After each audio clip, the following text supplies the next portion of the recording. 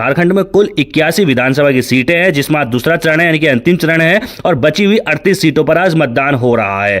महाराष्ट्र में कई दिग्गज नेता हैं, जैसे शरद पवार हो गए, मुख्यमंत्री एकनाथ शिंदे हो गए और पूर्व मुख्यमंत्री उद्धव ठाकरे हो गए, डिप्टी सीएम अजित पवार और देवेंद्र फडणवीस हो गए। इन सबकी प्रतिष्ठा जो है वो दांव पर लगी हुई है। इनके भाग्य का फैसला आज ईवीएम में कैद होने जा रहा है और लंबी लंबी कतारें जो है वो लगनी शुरू हो चुकी है। दूसरी तरफ झारखंड की जनता भी दूसरे चरण में वोट डाल रही है। यहां मुकाबला सत्तारूढ़ इंडिया ब्लॉक और एनडीए के बीच है। झारखंड में कुल 81 विधानसभा की सीटें हैं और 38 पर मतदान हो रहा है और दोनों राज्यों के चुनाव नतीजे जो हैं 23 नवंबर के दिन आएंगे।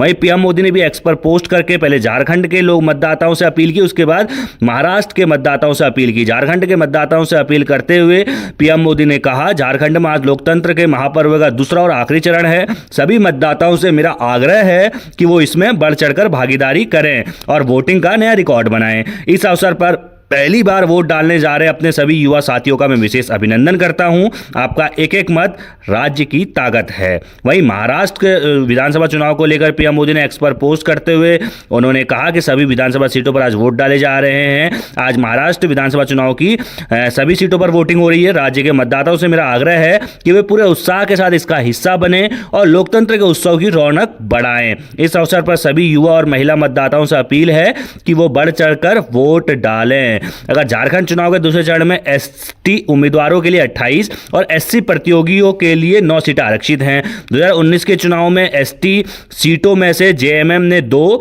बीजेपी ने 6 और आरजेडी ने 1 सीट जीती थी। एसटी आरक्षित सीटों में जेएमएम 19, कांग्रेस 6, बीजेपी 2 और जेवीएम पी 1 सीट पर विजय रही थी। इस बार जहां एनडीए का सवाल है, बीजेपी ने 68 सीटों पर उम्मीदवार उतारे हैं, जबकि उसकी सहयोगी एजेएसयू पार्टी ने 10, जेडीयू ने 2 और लोक जनशक्ति रामविलास की जो पार्टी है उसने 1 सीट पर उम्मीदवार उतारा है। वह इंडिया ब्लॉक की अगर बात की जाए तो जेएमएम ने 43 सीटों पर उम्मीदवार उतारे, कांग्रेस ने 30, आरजेडी ने 6 और सीपीआईएमएल ने 4 सीटों पर उम्मीदवार उतारे और कुछ सीटों पर दोस्ताना लड़ाई भी यहां देखने को मिल रही है।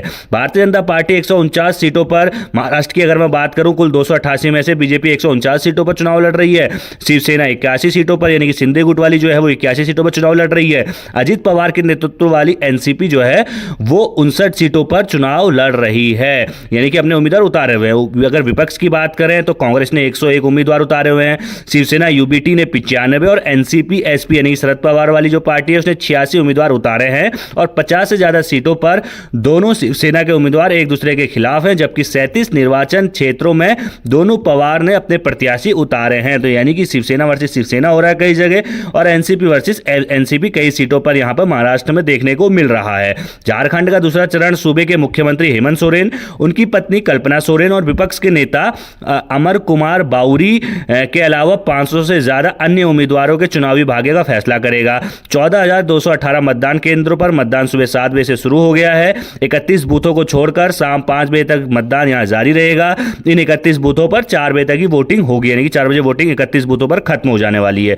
चुनाव प्रचार के दौरान एनडीए ने बांग्लादेश से कथित घुसपैठ और जमानत पर बाहर सीएम सहित नेताओं के भ्रष्टाचार को लेकर जेएमएम के नेतृत्व वाले गठबंधन पर हमला बोला था। बीजेपी के नेतृत्व वाले गठबंधन ने हिंदुत्व का मुद्दा जो है पूरे चुनाव प्रचार में झारखंड के में जब प्रचार हो रहा था हमें देखने को मिला था। महाराष्ट्र की बात करें तो कई दिग्गज नेता हैं, शरद पवार हो, मुख्यमंत्री एकनाथ शिंदे हो, उनके पूर्ववर्ती यानी कि पूर्व मुख्यमंत्री उद्धव ठाकरे हो, डिप्टी सीएम अजित पवार और देवेंद्र फडणवीस की बात करें तो इनकी प्रतिष्ठा जो है वो दांव पर लगी हुई है। झारखंड की जनता भी दूसरे चरण में मतदान के लिए तैयार है और लगातार वोटिंग हो रही है। हम तस्वीरें भी लगातार आपको दिखा